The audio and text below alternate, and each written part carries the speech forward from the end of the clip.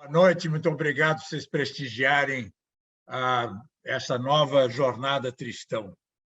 Nós vamos tratar de dois espiritualistas brasileiros, o poeta alagoano Jorge de Lima e Alceu Amoroso Lima, ambos nascidos em 1893. O Orfeu do Mundaú era como Alceu se referia a Jorge de Lima, a propósito do rio Mundaú, desculpe, o rio Mundaú, que passa em União dos Palmares, que é uma pequena vila de Alagoas, pequena cidade de Alagoas, onde nasceu Jorge de Lima. O Orfeu, como vocês sabem, é um personagem triste da poesia sagrada grega. Ele se dirigia aos deuses da mitologia grega. Aliás, em mitologia e literatura grega, cabe reparar que a deusa Palas Atena é, para mim, na minha opinião, para meu gosto, a personagem mais pungente, mais bonita da Odisseia. Essa deusa Palas Atena surge assim de vez em quando no caminho do Odisseu, na travessia dele, surge sempre para mostrar alguma coisa, dar uma solução para os problemas. O programa dessa noite surgiu voltado para o livro do Leandro Rodrigues, que foi lançado na Academia Brasileira de Letras em agosto, eu acho.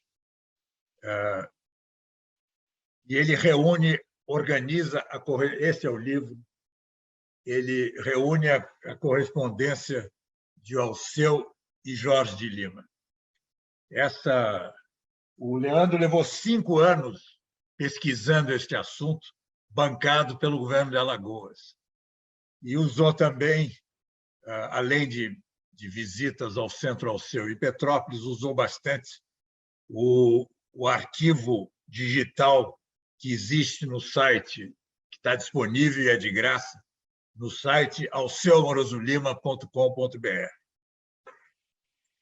O Jorge de Lima disputou, estimulado por Alceu, 3 eleições da Academia Brasileira, mas não levou. Muitos cariocas consideram o alagoano Jorge de Lima a cadeira 41, digamos, que é uma condição que os cariocas atribuem a gente como Antônio Cândido, Nelson Rodrigues, Décio Almeida Prazo e vários outros que não se elegeram, mas tinham currículo para isso, farto currículo para isso. A propósito, um dos intelectuais que tinha a obra de Jorge de Lima em alta conta era Bernanos. Essa noite nós vamos sobrevoar também a relação dos dois Lima, com a obra de Marcel Proust. Graças a Rosa Freire Furtado, viúva do grande Celso Furtado, que está traduzindo A l'ombre de jeune fille en fleur, e que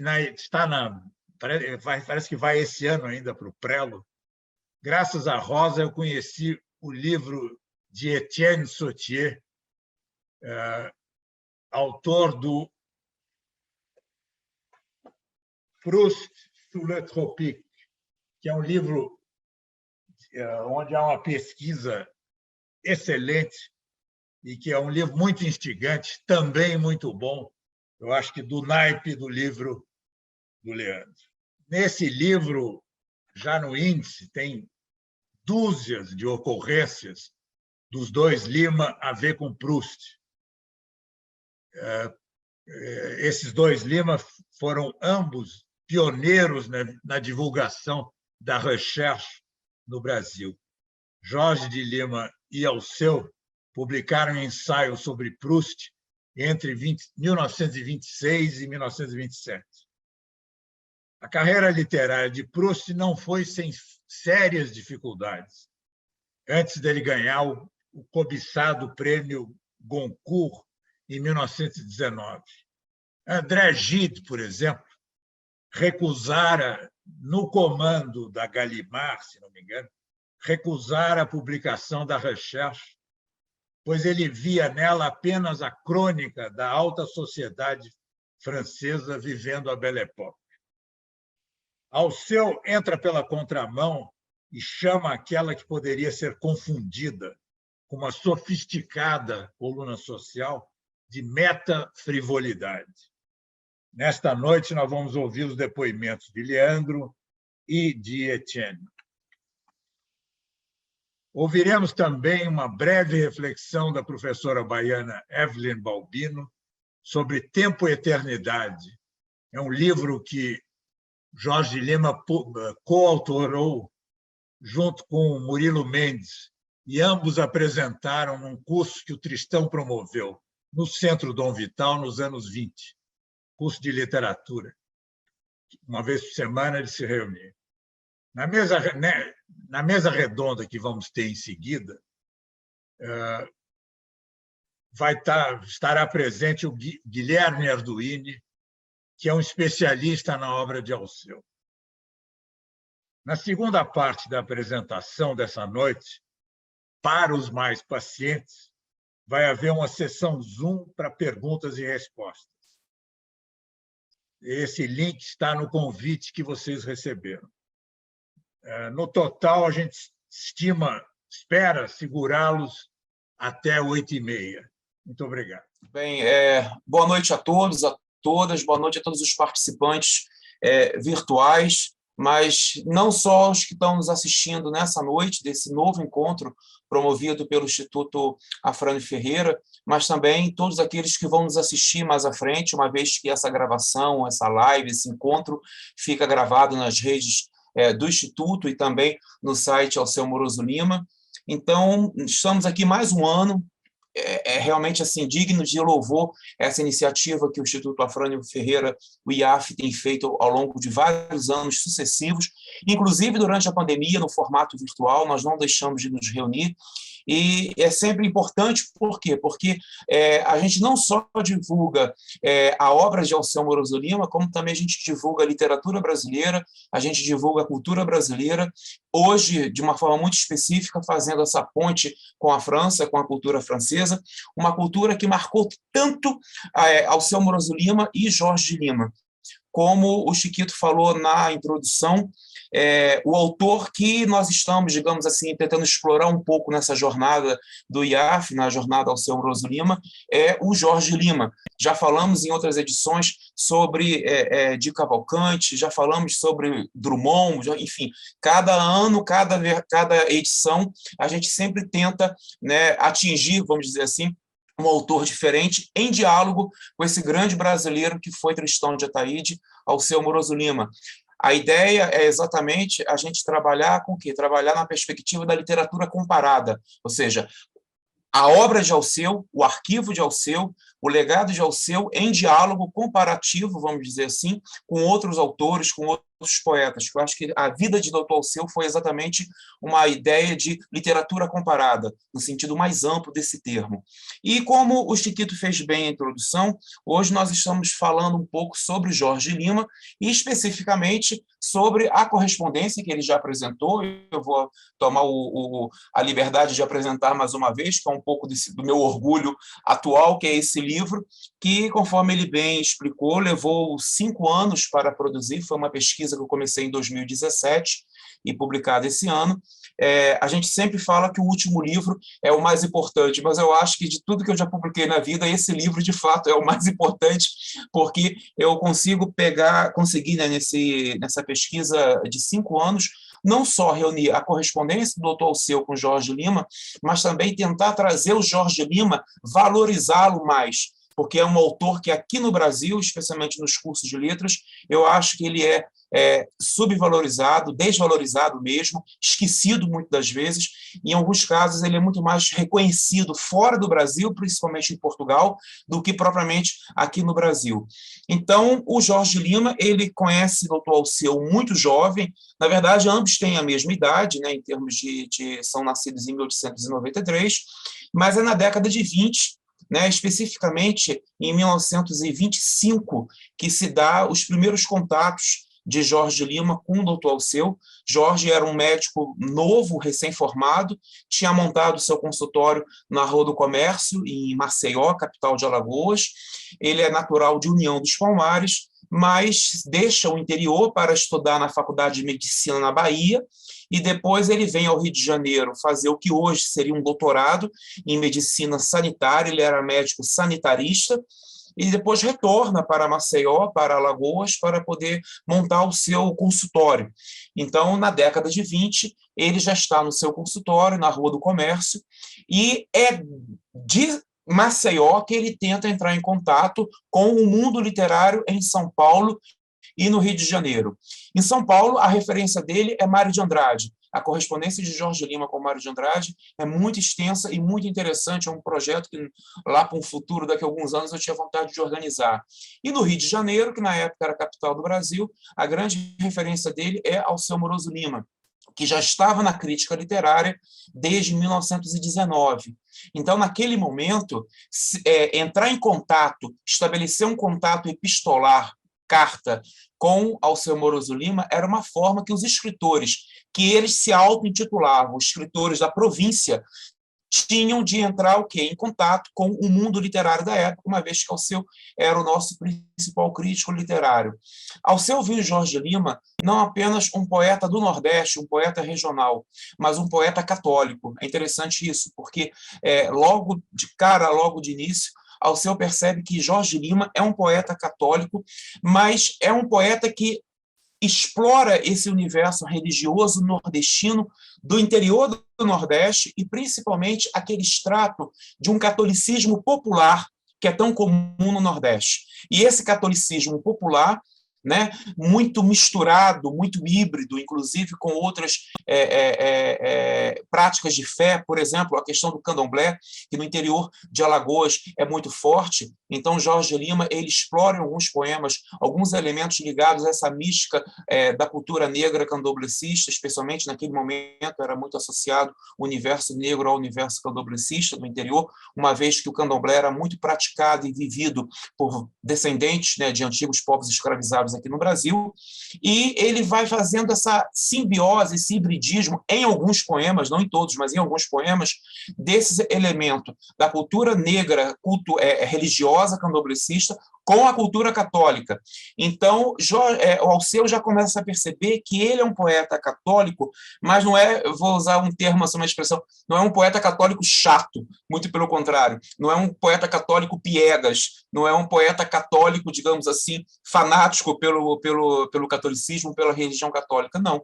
Mas era um poeta católico que estava em diálogo com outras práticas religiosas no seu interior, especialmente no interior de Alagoas. Algumas entidades, inclusive, ligadas à cultura indígena, inclusive. Ora, é nesse sentido que Alceu percebe um diferencial em Jorge Lima, que não era aquele poeta religioso piegas, muito pelo contrário, mas era um poeta religioso, digamos assim, mais aberto.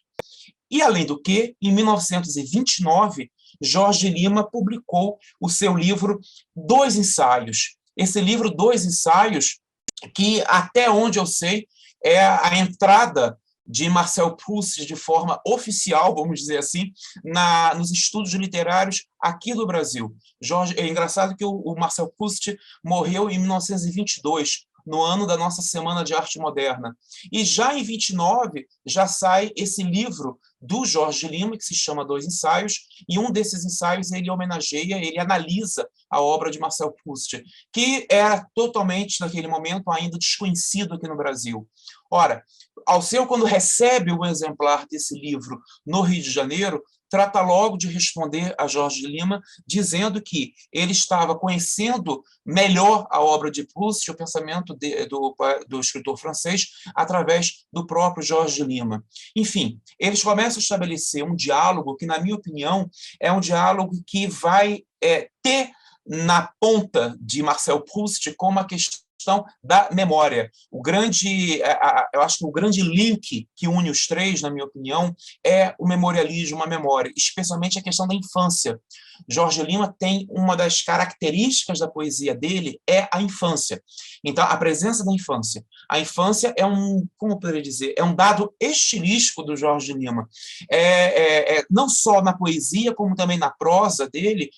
Os romances dele não são muito conhecidos, ele é mais conhecido como poeta, mas tanto na prosa como na poesia, a questão da infância. Ora, é interessante que a infância, esse tempo, né, da vida de todos nós, na literatura que era produzida no Nordeste naquele momento, é um dado muito estilístico, também um dado muito recorrente. Vamos lembrar aqui Menino de Engenho, do José Lins do Rego. E o próprio José Lins do Rego, que era amigo pessoal do Jorge Lima, nas cartas entre o José Lins do Rego e o Jorge Lima, que não são cartas que foram publicadas ainda, estão inéditas, o Jorge Lima analisa a questão da infância dele nos antigos engenhos no estado da Paraíba e todo o impacto que a infância ainda tem na vida adulta dele. E aí ele, quando tem contato com a obra do Marcel Proust, também indicado pelo Jorge Lima, o José Lins do Rego diz que teve uma verdadeira explosão, essa é a expressão que ele, Lins do Rego, usa numa das cartas para o Jorge, ou seja, eu tive uma explosão quando eu li a Recherche Proustiana. Por quê? Porque eu vi na infância, as palavras do próprio José Lins do Rego, eu vi na infância o período mais decisivo da minha vida. E não é à toa que a obra talvez mais conhecida, a obra-prima do José Lins do Rego, é justamente Menino de Engenho. Mas não apenas nele, mas também, por exemplo, Graciliano Ramos, né, que tem justamente um dos seus romances chamado justamente Infância. Então, acaba que esse período infantil, vamos dizer assim, que Freud analisou tão bem na psicanálise, na sua obra psicanalítica, impactou os nossos escritores aqui no Brasil, especialmente os escritores do regionalismo nordestino. E eu acho que o Jorge Lima foi uma pessoa fundamental para espalhar aqui no universo literário brasileiro dos anos 30, não só a obra, como o pensamento de Marcel Proust. E Alceu Moroso Lima, no Rio de Janeiro, como crítico literário, também sedimentando, também escrevendo sobre Proust, também fazendo e organizando cursos no Centro Dom Vital sobre a questão da memória, do memorialismo. Então, eu acho que quando a gente trabalha com correspondência, com arquivo, a correspondência tem essa capacidade de trazer de volta essa rede de sociabilidade epistolar, que hoje em dia não tem mais, porque hoje em dia ninguém mais escreve cartas, ninguém mais troca cartas, mas a geração deles foi uma geração muito marcada pela carta, pela correspondência, e eu também defendo a tese que a carta ela também tem uma dimensão proustiana, ou seja, a carta, a correspondência tem uma dimensão de Proust nela. Por quê? Porque a carta é também um exercício de memória, é também um exercício de memorialismo. A carta como um documento individual e a correspondência como a reunião desses documentos, a reunião não só dos documentos, carta, bilhete, telegrama, vamos dizer assim, mas também a correspondência que envolve o quê? Essa rede de amizade, de sociabilidade. Eu acho que eles produziram o memorialismo, vamos dizer assim, na troca epistolar. Produziram o memorialismo no vai e vem do envio da carta do destinatário e do remetente. E aqui no Brasil houve, de fato, uma entrada da obra de Marcel Proust, na minha opinião, através de Alceu e de Jorge Lima, especialmente do Jorge Lima, conforme o livro do professor Etienne, que daqui a pouco vai estar nos brindando com a sua fala, o livro Proust sur le tropique, que mostra, na minha opinião, ele consegue fazer esse mapeamento muito grande. Ora, esse livro de Jorge Lima com Alceu Moroso Lima, eu acho que é uma correspondência que vai ajudar a repensar muito a literatura brasileira, mas vai repensar muito a literatura brasileira a partir da poesia nordestina, porque até então a gente sempre trabalhou muito o regionalismo nordestino na perspectiva do romance, da prosa, e nós ainda não tínhamos um grande representante dessa poesia de 30, tanto que nos manuais de literatura brasileira, nos manuais de história da literatura brasileira, sempre que se fala em regionalismo, sempre se pensou o regionalismo na perspectiva do romance, da prosa. Muito pouco ou quase nada se falou do regionalismo nordestino de 30 na perspectiva da poesia, do poema e do poeta. Então, eu acho que o Jorge chega nessa troca de cartas com o doutor Alceu, que também é uma troca de cartas que vai ajudar a pensar um pouco do rumo do pensamento brasileiro dos anos 20 e 30. E claro que em 1935 o Jorge Lima se muda para o Rio de Janeiro, ele deixa Maceió, deixa Alagoas, mas foi uma das coisas mais estranhas que eu vi na minha vida de pesquisador. Por quê?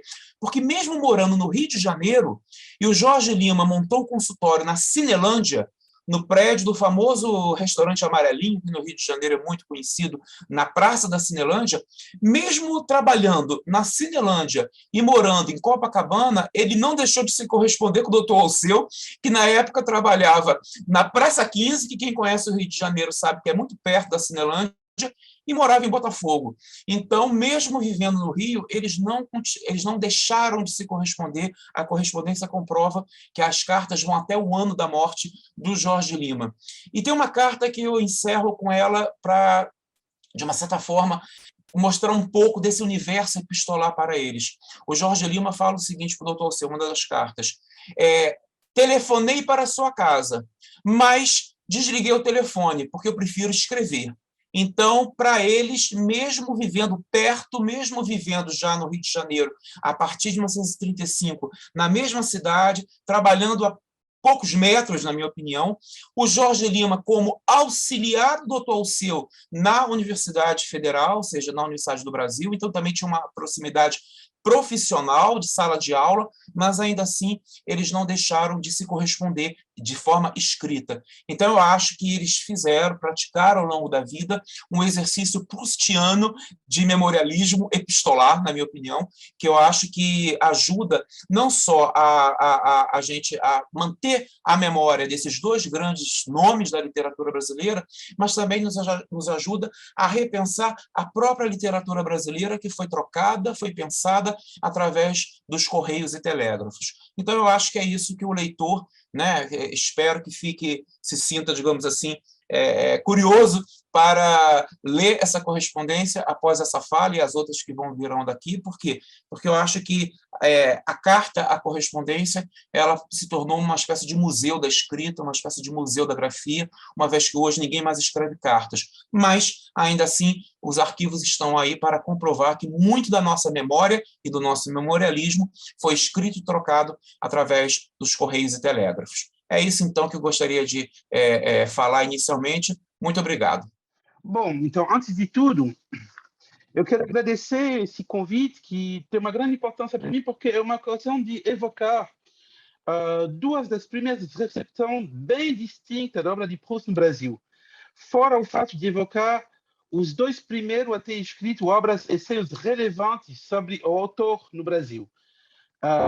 Um deles, o Alceu Amoroso Lima, é típico de uma certa recepção carioca por uma pessoa da elite carioca que passou um tempo em Paris antes da Primeira Guerra Mundial, inclusive.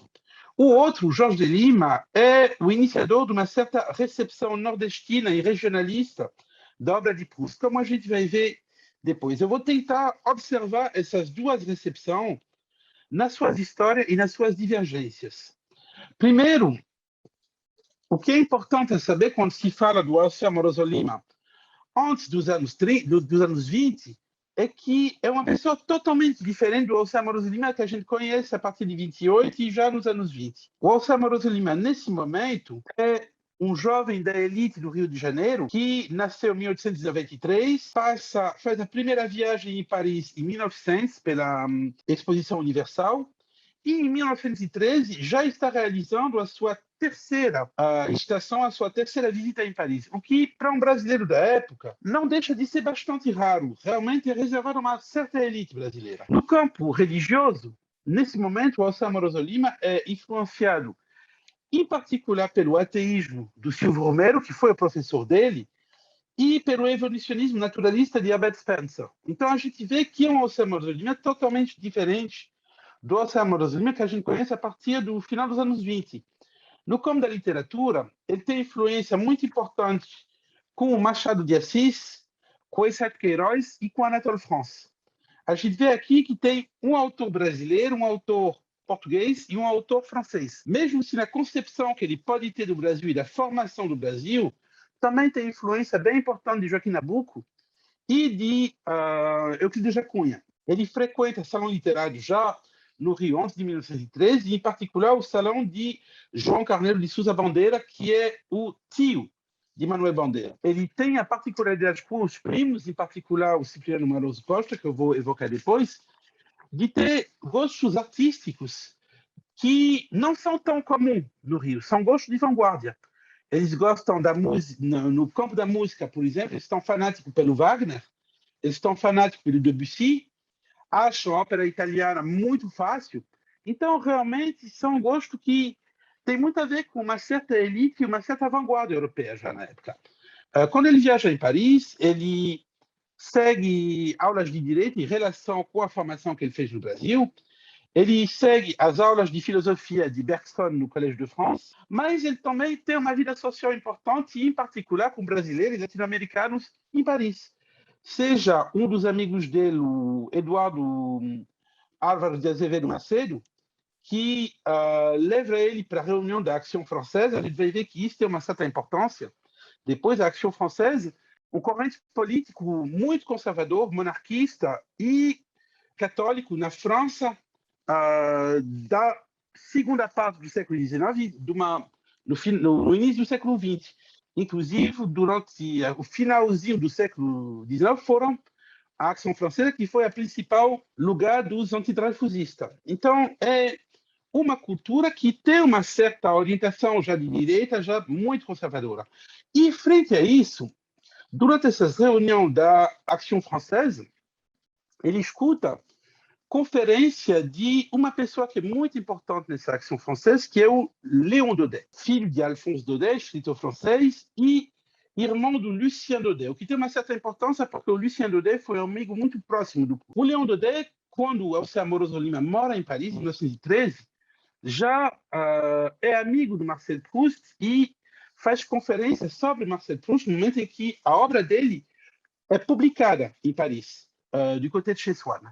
E parece que o José Amorós Lima ouve falar pela primeira vez da obra de Proust nesse momento. Ok, então a gente vê aqui um artigo que o José Amorós Lima publicou 9 de julho de 71 sobre esse ano em Paris, quando ele ouviu falar pela primeira vez de Proust, em conferência de Léon Daudet, e em artigo que ele fala de Léon Daudet talvez, mas que, na verdade, quando eu fui pesquisar, eu acho que ele fez uma troca entre um artigo de Lucien Daudet, que aparece no Figaro, e o artigo de Léon Daudet. Seja L. Daudet, então um dos dois, bom, de fato, mas se vê logo que ele conheceu Proust nesse momento e terminou não lendo durante o tempo que ele passou em Paris, no início na declaração da Primeira Guerra Mundial, ele sai e volta para o Brasil. E durante a guerra, o primo dele, Cipriano Amoroso Costa, lhe recomenda a leitura da obra de Proust, e é lá que ele termina lendo a obra de Proust.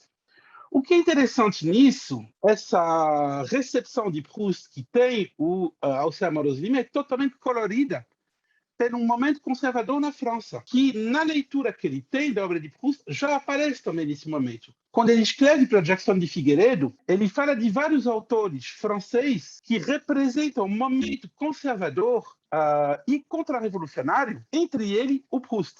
Acaso você já leu a obra de Marcel Proust, de Paul Morand, de Jean Giraudoux, de Tristan de Rennes, limite também a assistência de nome de escritor, um dos quais já morto como Proust, que pertence à extrema-direita, intimamente ligado, se não filiado à Action Française. O que é interessante é que na obra de Proust não tem referência à Action Française. A verdade é que essa percepção que o José Amorós Lima teve por Proust foi orientada pelo contexto de descoberta da obra de Proust. Essa percepção que ele tem de Proust é uma percepção de autor de direito que não deixa de ser o Proust, mas não é tão de direita, não é ligada à Action Française, menos por amizades. Em 1926, tem no Rio de Janeiro uma conferência de um comparatista literário francês, se chama Paul Morand, da obra de Proust, e logo anima vários críticos brasileiros a falar de Proust. Em 1927, assiste uma conferência de Alceu Amoroso Lima, que fala da música em Proust e Stendhal.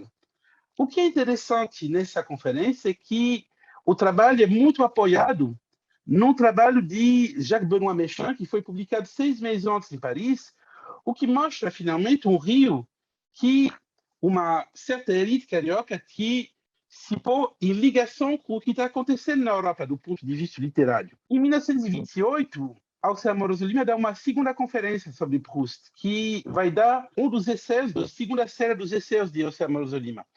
Nesse artigo, o que é interessante é que, primeiro, ele tem...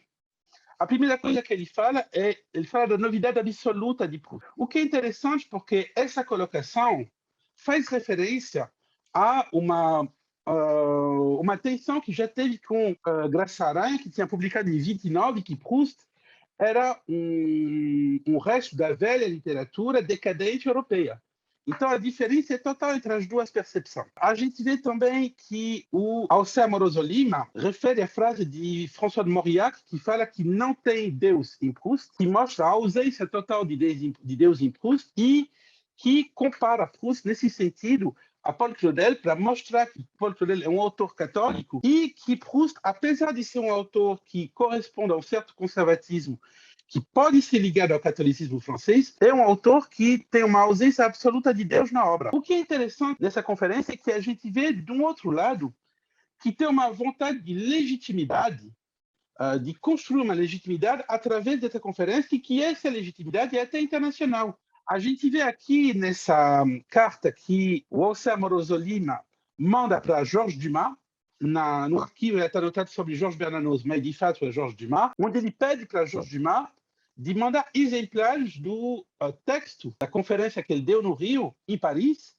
e até de distribuir o livro da tradução dessa conferência, que vai ser traduzido em 1921, para vários críticos franceses. Seja Valéry Larbaud, a gente vê aqui no final, Valéry Larbaud, que é um dos tradutores de Joyce na França, Eduardo de Azevedo Macedo, que é um amigo dele, mas também Abel Bonnard, que é um dos muitos importantes críticos na França na época, e para Paul Lazar também, esse crítico comparatista que já tinha passado no Rio em 1926. Então, a gente vê essa construção de uma vontade de legitimação como crítico. Esse trabalho crítico tende a parar pouco a pouco por um motivo, é que o momento dos anos 20 é um momento também de conversão católica de Alceu Amoroso Lima, que veio em 1928 um artigo muito importante que se chama Adeus à Disponibilidade, onde o Alceu Amoroso Lima fala que a vida crítica dele, a vida literária dele, vai ser colocada entre parênteses porque ele está se envolvendo na vida religiosa e que ele quer se envolver totalmente nessa vida. Mas a gente vê uma certa vontade de ser reconhecido como crítico literário e, no mesmo tempo, na percepção que o Alceu vai ter de Proust, uma certa nostalgia de uma França que não é mais. O que é bem interessante é que cada vez que ele evoca o período que ele passou em Paris em 1913, ele logo reúne nessa evocação a evocação de um Proust que ele podia ter encontrado no Ritz, onde o Alceu Amoroso Lima se encontrava com o Temístocles e da Graça Aranha, e o José Pereira da Graça Aranha. Essa ligação é feita entre Proust e o tempo que ele passou na Europa antes da guerra, que para ele é um momento que passou de uma sociedade que não existe mais. Do outro lado, vamos ver o Jorge de Lima. A recepção do Jorge de Lima é totalmente diferente da recepção do Alceu Amoroso Lima. O Jorge de Lima recebe a obra de Proust por um elemento que até pode ser a ele mesmo romance. O Jorge de Lima, nos anos 20, ele começa a carreira de médico em Maceió. A partir de 1924, inclusive, ele vira o médico principal da base Latécoère da cidade. A base Latécoère é a aviação postal francesa, que abre uma base em Maceió em 1924, onde o Jorge de Lima vai virar um dos médicos. É coisa importante para o que vai chegar depois. Alguns anos antes, de 24, morou no Rio um dos últimos secretários de Marcel Proust, a saber, o Henri Rochat. Henri Rochat é evocado por um crítico brasileiro que se chama Tadeu Rocha, que estudou essa estadia de um dos últimos secretários de Proust no Rio. E, do outro lado, esse livro que foi publicado há pouco tempo na Gallimard, as letras de Marcel Proust com Horace Finali, tem toda uma parte onde Horace Finali e Marcel Proust, Horace Finali, que é um dos diretores principais do Banco de Paris e dos Países Baixos na França, e o Marcel Proust, que é um amigo dele, falam para poder achar uma vaga para esse secretário de Proust e afastar ele o mais possível do Proust. Então, em 1922, tem esse secretário que mora no Recife, trabalha num banco francês e que vive de uma mesada, de um dinheiro que é mandado de Paris para ele, a mais do salário dele. Ele termina vivendo totalmente fora das condições dele e termina deixando o Recife, abandonando a pensão onde ele morava, deixando até a mala. Na mala onde tem volumes originais do Proust, foto de Marcel Proust e de Henri Rochard, e dedicatória de Proust. Essa mala termina sendo abandonada e, algum tempo depois, o Jorge de Lima recebe um dos livros assinados pelo Proust, du côté de chez Swann, que um aviador dá para ele, falando que é um livro muito chato. O Jorge de Lima termina gostando desse livro e comandando os livros seguintes da recherche, que ainda não é completa na época onde o Jorge de Lima se interessa nela. E, pouco a pouco, a gente vê logo chegar a intertextualidade na obra de Jorge de Lima. Nesse poema de 1925, de Jorge de Lima, O Mundo do Menino Impossível, a gente tem uma perspectiva totalmente regionalista. A gente vê que a criança destrói todos os brinquedos que ofereceu o avô, brinquedos que vêm do mundo inteiro, que o espaço carioca e o espaço paulista são totalmente ausentes aqui, mas o que é interessante é que ele vai procurar brinquedo do lugar, seja sabugos de milho, seja caixa vazia, seja tacos de pau, pedrinha de Brancas do Rio. Ele vai procurar brinquedo do lugar onde ele está, quebrando todos os brinquedos recebidos do exterior. Mas o que a gente vê é que está cheio de intertextualidade proustiana. A gente vê, por exemplo, Fim da tarde, boquinha da noite, totalmente referente ao final do dia em Combray. O fato de esperar da criança ir dormir e a presença da mãe negra à noite. Aqui tem a mãe negra à noite. No romance de Proust, o Proust espera o beijo da mãe. Mas aqui, de qualquer maneira, tem essa presença. Um pouco mais longe, no final, coloquei em vermelho Uma Noite Encantada da lâmpada que inspira lentamente na parede da sala. E du côté de chez Swann, em Combray, o narrador da recherche tem uma animação super importante no quarto dele, que é uma lâmpada maravilhosa, onde tem uma luz e se passa a imagem na parede, com essa luz atrás nessa lâmpada maravilhosa. Aqui é uma lâmpada que simplesmente apaga, suspira na parede, mas é uma transposição nordestina disso. E a gente vê no final essa imagem que foi um clichê crítico muito importante sobre Proust, que é o mundo que o menino construiu, que o menino impossível povoou sozinho. O mundo que ele construiu do quarto escrevendo. Então a gente vê aqui que já tem essa intertextualidade completa. Do mesmo jeito, em 1929, o Tadeu Rocha fala, inclusive, que isso é por conta de uma certa armação entre José Lins do Rego e Jorge de Lima. José Lins do Rego faz parte da banca de atribuição de uma vaga no Liceu Alagoano. Ele sabe muito bem que o Jorge de Lima conhece a obra de Proust. E ele escolhe o assunto sobre Proust para facilitar a candidatura do Jorge de Lima. E, de fato, outros candidatos, quando vê o tema Proust, eles abandonam. O que é interessante nisso é que a gente vê que um dos primeiros a escrever um ensaio sobre Proust no Brasil é o Jorge de Lima, e a gente vai ver que tem uma perspectiva totalmente regionalista também. O colega, logo antes, falava do catolicismo muito forte, o catolicismo popular que se acha em Jorge de Lima e na poesia de Jorge de Lima. A gente vê isso do mesmo jeito aqui. Ora, o que era mais Proust, em Proust, não há dúvida, era a sua meninice. Foi a rememoração dessa meninice que Homem Feito lhe proporcionou mais frequentemente as delícias de memória consciente e, mais do que isso, os encontros tão vivos com o homem extratemporal, criação dele.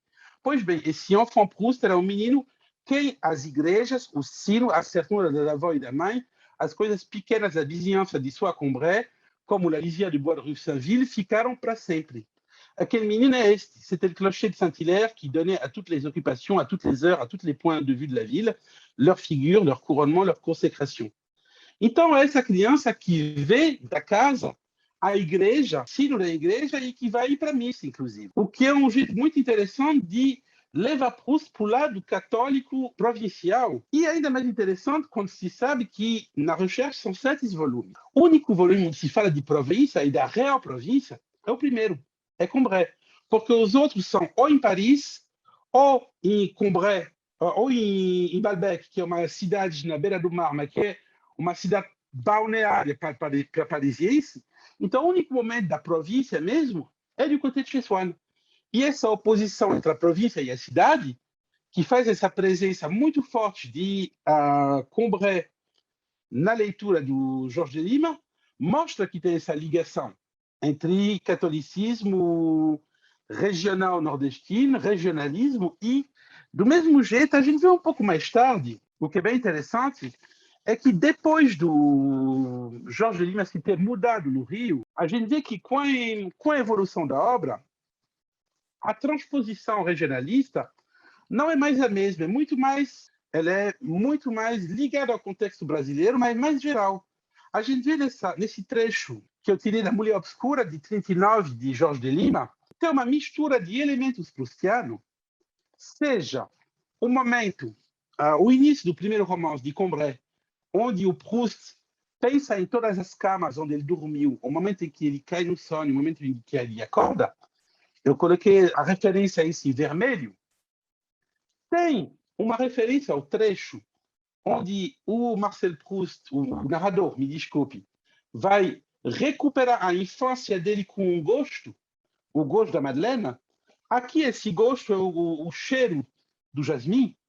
Em todo ele, se por acaso acontecia dormir com a janela aberta sobre o jardim, ou se o criado esqueceu um jardim de flores no quarto, sucedia a mim um claro sonho com Constância, que encheu de sidosidade do dia da minha meninice. E depois a gente vê, apesar de toda a tragicomédia que acabava de acontecer, acordei pela madrugada sonhando com Constância, tinha vindo por cima dos telhados de qualquer varanda distante, ou do pequeno jardim das modestas casas do bairro, um perfume de jasmieiro e flor. Então a gente vê essa dimensão, essa sensação que volta ao narrador para a infância. Mas, misturado nisso, tem uma percepção da violência política dos anos 30 no Brasil. Eu coloquei em verde. Certas vezes, durante uma perseguição política que se seguira a uma das nossas revoluções, prenderam a mim e meus 3 companheiros estudantes como um subversivo. A polícia tinha encontrado sobre as nossas mesas algo romance russo. Na delegacia, depois de surrado metodologicamente, nos deixaram num cubículo engradado que dava para um telhado escuro. E é nesse momento que ele reencontra o cheiro do jasmim em flor. Então, a gente vê essa percepção, finalmente, totalmente brasileira de Proust, que passa pelo Alceu Amoroso Lima e pelo Jorge de Lima. Veio do Alceu Amoroso Lima, veio do Proust totalmente sem um Deus, e o outro veio do Proust totalmente do catolicismo regionalista nordestino. Para juntar os dois e para terminar, eu assinalo que em 1956 o Alceu Amoroso Lima convidou a sobrinha do Proust, a Suzy Monte-Proust, a vir no Brasil. O que ela fez, eles se conheceram, e ele até foi lá na casa dela no Rio, em Paris, em 1954, se não me engano, e ela convidou a Suzy Monte-Proust no Rio. E tem uma correspondência entre ela e o Alceu Amoroso Lima, onde ele evoca essa passagem pelo Recife de Henri Rochard, esse último secretário de Proust, e essa mala que talvez desapareceu. Alguns pensam que um dos livros terminaram voltando para a Bélgica, mas as fotos, pelo menos, desapareceram totalmente. Essa chegada dos dois jeitos são duas maneiras de chegar à obra que coloriu a recepção brasileira de Proust. Muito obrigado. Eu só coloco a referência da carta, se você for precisar Não se preocupa, não. Depois eu entro em contato com você pelo e-mail que a gente andou trocando aqui com o grupo, não se preocupa, não. Mas eu realmente fiquei abismado, não tinha a mínima ideia que o Dr. Alceu tinha se correspondido com a sobrinha do Proust, né? Além de me juntar à parabenização, te agradecer, Etienne, pelo quanto eu aprendi, me faz pensar o seguinte: se a carta está em Petrópolis, todas as cartas de Petrópolis foram digitalizadas, certo, Chiquito? Então, ela deve estar acessível No pelo site. site lá, o seumaurizolima.com.br. Exatamente. Perfeito. Ela é em francês, a carta. Só isso. Mas é manuscrita? Porque se for manuscrita do Alceu, é aquilo que a gente estava conversando antes. Poderia ser em hieróglifos babilônicos, daria Eu não na sei, mesma. eu não me lembro mais se ela era manuscrita ou datilografada. Eu até transcrevi no livro, ela deve estar no... Eu acho que ela deve estar no livro. Eu acho que eu até transcrevi, não, eu copiei, se eu não me engano, ela está no final do livro. Bom, primeiro de uma mesa tão rica, eu vou fazer só um comentário breve, muito rapidamente, que na verdade eu penso ser mais um convite para quem está nos assistindo, para que leia um livro tão interessante como Tempo e Eternidade. Eu vou falar sobre Tempo e Eternidade, que é uma obra escrita por Murilo Mendes e Jorge de Lima, e que tem como fulcro um sentimento cristão muito latente, e que flerta um pouco com o fazer poético. Isso é muito interessante para mim, porque isso para mim é um convite ao leitor, inclusive, porque convida o leitor a observar o fazer poético enquanto abstração, possibilidade de abstração. E o poeta pega a palavra e transforma aquela palavra em outra coisa e lança a imaginação do leitor para outro lugar. Ele pega o significado de uma palavra e transforma aquilo e lança a imaginação do leitor para um outro lugar. Para dar um exemplo disso, eu comento rapidamente um poema chamado Poetas Não Podes.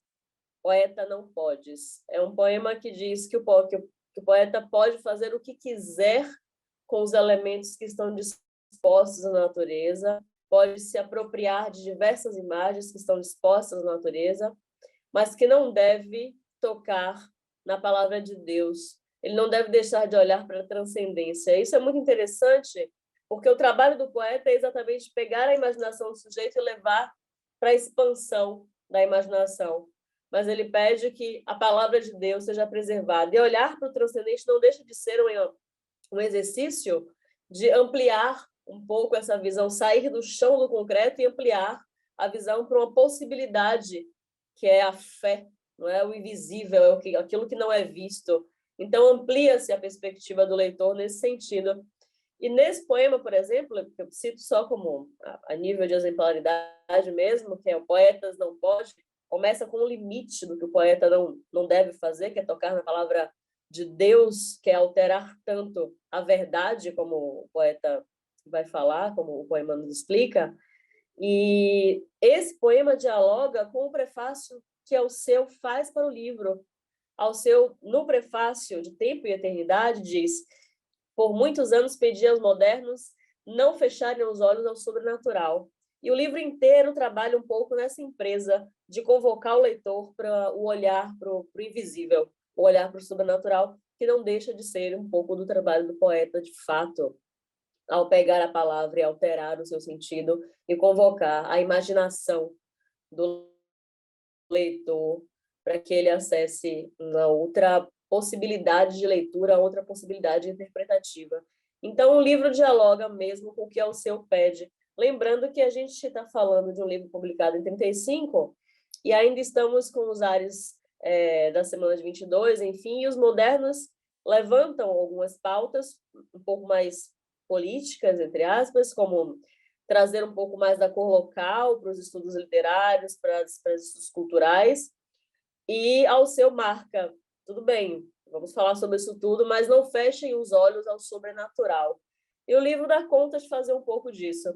todo ele versa sobre esse sentimento, sobre essa pulsão cristã, e essa pulsão cristã na obra, claro, estamos aqui falando de dois poetas, flerta também com a potência poética e o fazer poético enquanto exercício de imaginação, enquanto exercício de dar dimensão ao invisível enquanto possibilidade de alteração de perspectiva ali, de conviver com o real, né? Olhar para cima também, alterar a perspectiva e olhar para o campo imaginativo dialoga com a presença do homem na Terra, mas um homem também voltado para o invisível enquanto um homem de fé. Então é isso, eu venho apenas dar uma notícia do livro, convidar as pessoas para lerem um pouco, eu tenho um pouquinho só de tempo para a gente conseguir conversar um pouco mais, e convidar os nossos espectadores aí a dar atenção a esse livro tão grandioso, prefaciado por Alceu Amoroso Lima, e muito rico no que diz respeito a imagens poéticas, a sentimento cristão e ao fazer poético. É um pouco de notícia e um pouco de convite para a leitura mesmo, para que a gente pense um pouco sobre essa obra que às vezes passa um pouco por ali, fica um pouco de canto, e é tão potente e tão grande. É basicamente uma notícia convite. Era isso. Eu queria aproveitar e dizer algumas palavras bem iniciais, assim, que vão nessa linha de querer motivar os colegas, se assim desejarem também, a gente refletir juntos, né? Então, em primeiro lugar, queria lembrar que isso é uma inovação da própria jornada. Quer dizer, a gente tem uma banda que toca há algum tempo juntos e é uma banda bem afinada. Nós já tivemos outros instrumentistas virtuosos aqui. Faço menção agradecendo ao Alessandro, ao Marcelo. Temos o prazer de receber novos membros para a banda, Etienne, que nos brinda com um solo francês. Mas eu queria também, então, né, já propondo essa inovação desse formato de mesa redonda, portanto, mais uma conversa, mas para essa conversa eu queria trazer alguns modestos elementos a mais. Eu me refiro, por exemplo, a esse livro que eu trago aqui, o Calunga, tá? O Leandro comentou acertadamente, claro, do quanto a prosa de Jorge de Lima é um pouco escanteada. O próprio Calunga não recebeu muita atenção da crítica no momento em que ele foi publicado, mas é um livro que nos chama muito a atenção, porque, e aí, nesse sentido, eu faço a menção a críticas literárias como a Maria Isabel Bordini, né, que vão chamar a atenção em como Calunga ele supera diversas dicotomias e nos ajuda a pensar o Jorge de Lima e a relação que ele tem com o Alceu Moroso Lima e o catolicismo, a partir das coisas que vocês já mencionaram e complementares, né? Alguma coisa que a gente pode complementar. Eu vou propor uma leitura do Calunga, não vou falar qual que é o enredo do Calunga, só vou dizer muito brevemente que é as venturas e desventuras do Lula Bernardo voltando para sua terra natal e tentando modernizar o Nordeste. Me parece aqui que quando Jorge de Lima diz os gritos da terra, dos homens sofrendo, me prendem, me puxam, ele está fazendo referência a uma preocupação social que aparece em Calunga. Então, ele como médico sanitarista, isso aparece muito no livro, o problema das doenças, da maleita, por exemplo, mas a solução está em dar a mão a Deus. Me dai vossa mão. Assim termina o poema. Esse é o catolicismo do Jorge de Lima. É um catolicismo que tem o seu lado metafísico, o seu lado místico, como já foi mencionado aqui, mas é um catolicismo também que se preocupa com o social. É um catolicismo que a gente poderia ler como um catolicismo que pensa na doutrina social da Igreja. Então, nesse sentido, eu vejo o Jorge de Lima, naturalmente, como eu disse, me amparando um pouco na crítica literária, como alguém que tem uma visão conservadora do social, mas que é preocupada com as questões sociais. E, nesse sentido, aí pensando com o Fernando Pinheiro, eu vejo ele um pouco católico, então ele é uma conversão resultante do movimento católico dos anos 20 até anos 40, do Alceu Moros Lima, mas é um catolicismo um pouco diferente do Alceu, porque é um catolicismo do Alceu que é muito voltado para o político, né? Ele pressupõe uma dimensão política. E o Jorge de Lima, ele vai retrabalhar na sua estética literária de uma outra forma. Se o Alceu, embora não se ligue necessariamente ao integralismo, mas vai declarar em 35, no mesmo ano, né, em que esse poema é publicado, que é um caminho interessante para os católicos que tenham interesses, pendores para a participação política, o Jorge de Lima vai dizer que não é esse o caminho. O Lula do livro, né?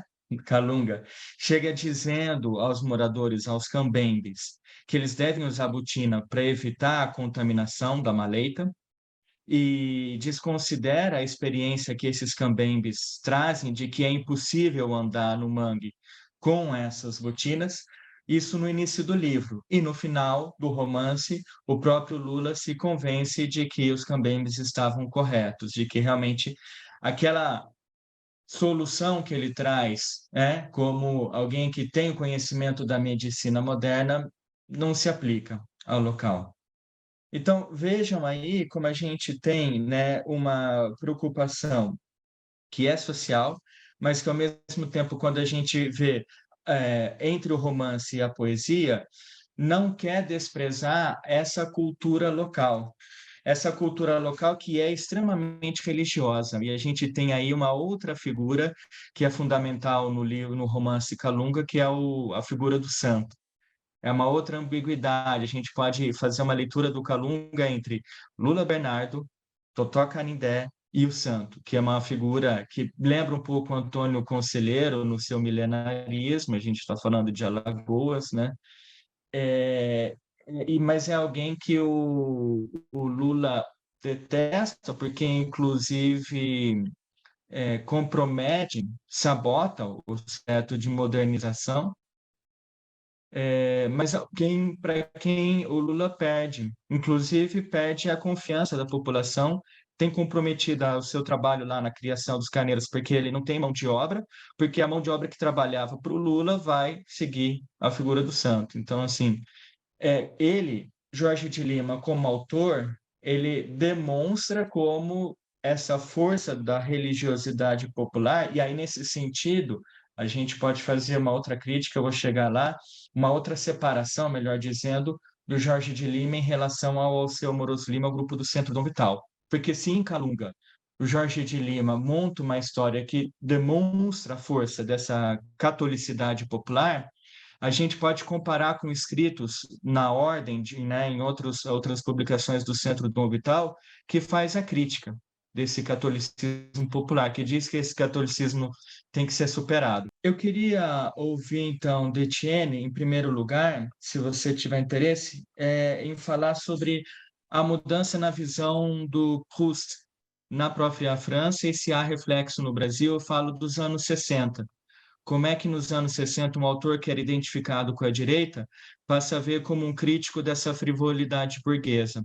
E como é que isso muda no Brasil? E se isso tem aspectos que implicam também, porque é uma mudança na visão católica desse período, né? E para o Leandro, também eu queria que você comentasse se você considera possível pensar numa leitura do romance Calunga como uma superação da dicotomia que a crítica literária brasileira fez durante um tempo entre o romance social / regionalista e o romance psicológico, como o Calunga é os dois ao mesmo tempo. Simplifiquei um pouco, peço desculpas pelo tempo aí, mas paro por aqui. Obrigado aos dois, a todo mundo envolvido, ao IAAF pela proposta, enfim, é isso.